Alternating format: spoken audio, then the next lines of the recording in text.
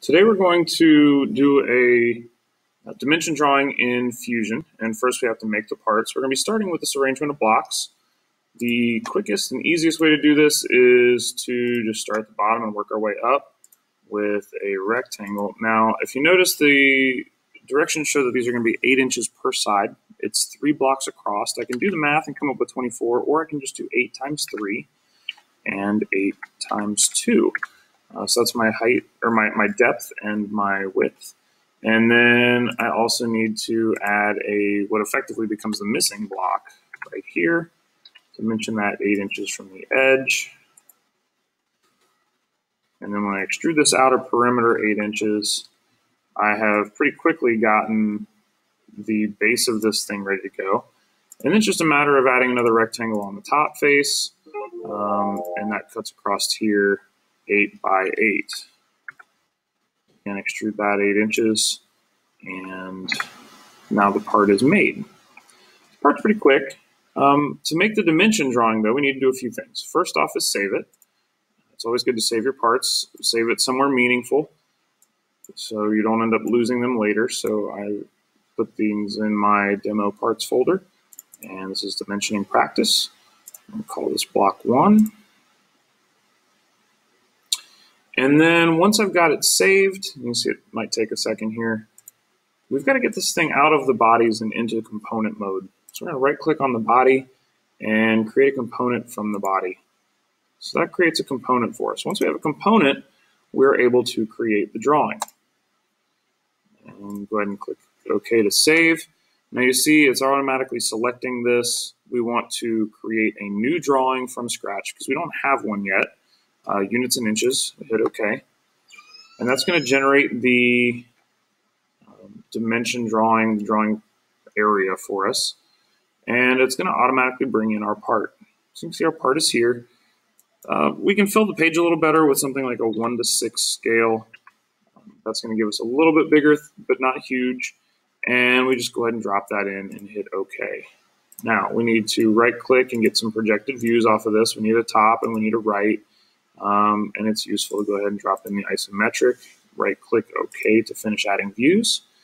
And now it's just time to dimension this out. Remember that dimensions should go between views, and dimensions should also, you see how easy it is to move things around later if you need to. Dimensions should go between views. They should cover all the views to make sure that we have everything, and they make sure you don't over dimension. So I can hit D for dimension, or there's the button here, so D is the hotkey. And I'm going to want to know the distance from here to here, from here to here, and also from here to there. And so as we look at the width, I've got 3 different positions, 1, 2, 3, 4 lines. 4 lines give us 3 dimensions. When we look at the height, I've got 1, 2, 3 lines. That should give us 2 dimensions. And so now I've got my height, my width, and then the last thing is my depth. I can get depth across here, which is a little messy because things are in a cutout, or I can get depth across here. This is going to be a little nicer for us. So we can get depth here, and then come across for that guy. And now we've got this fully dimensioned. So it's time to bounce back over and make the next part. So I can go back over here. Then I want to create a new sketch. And I'm just going to zoom out a little bit to give myself a little room. And I need to go back to OneNote to look at the part. So you can see it's effectively a big wall with 1 block sticking out the front of it. It's 3 wide, 2 tall, and then it ends up being 2 deep. So if I go back to Fusion, I'm going to create that large wall first. And that's 8 by 24. And extrude that 16 inches, or 8 times 2. And then I need to sketch on the front to add that block that sticks out the front corner. So I'm just going to sketch right here with a rectangle, add an 8 by 8 block, and extrude that 8 inches. So now I have the second part made. You notice it becomes a body. I need to right click and turn that into a component. Now it's component 2.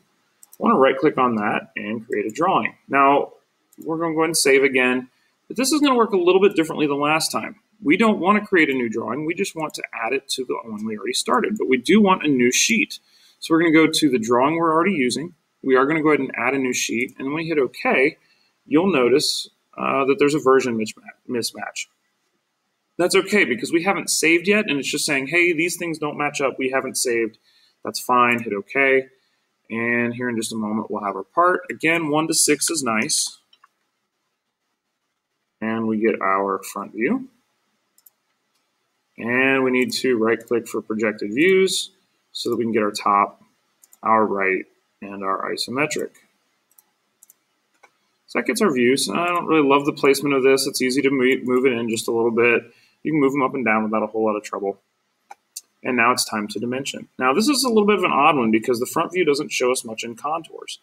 It's a good front view. It shows us a lot of information. It shows us the longest side, but it doesn't do a whole lot for us dimensionally. So for good contours, we're actually going to be dimensioning off of the top and the right, and that's fine.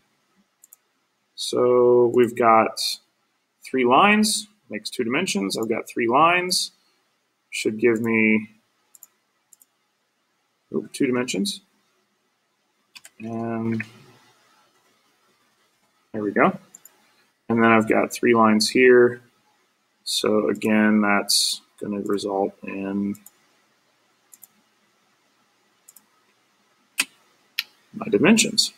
So this guy's all dimensioned out. I've got everything I need to know for width. I've got everything I need to know for height. I've got everything I need to know for depth. And this is ready to go. So you're going to finish this up with the other parts that you'll find in OneNote. Those are the first 2. And there are a grand total of 5. And as you add these, you'll find that there are new sheets being created when you add them to the file. And then just periodically make sure you save your work here, and then also save your work here. So you have a collection of parts. Then in your sheet, you'll have a page for each individual part.